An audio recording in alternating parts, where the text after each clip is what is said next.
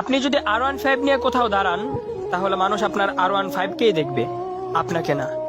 কিন্তু কোনো বিশ্বসেরা ফুটবল কিংবা ক্রিকেট প্লেয়ার যদি BMW নিয়েও দাঁড়ায়, সবাই কিন্তু ওই প্লেয়ারটাকেই দেখবে, তার BMW কে না। আপনি যদি 10,000 টাকা দামের গেঞ্জি আর প্যান্ট পরেন, তাহলে মানুষ আপনার গেঞ্জি আর প্যান্টটাকেই দেখবে, আপনাকে না। আর ওই প্লেয়ারটা যদি 50 টাকা দামের গেঞ্জিও পরে, তাহলে কেউ তার গেঞ্জিটাকে দেখবে না, সবাই কিন্তু ওই প্লেয়ারটাকেই দেখবে।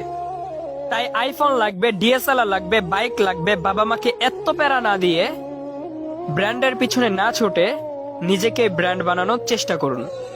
নিজেকে এমন ভাবে তৈরি করে তুলুন যাতে মানুষ আপনাকে ব্র্যান্ড বলতে বাধ্য হয়।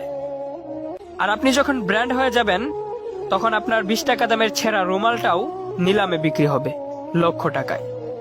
আর আপনি যখন ব্র্যান্ড হয়ে যাবেন, তখন আপনার প্রত্যেকটা জিনিসও ব্র্যান্ড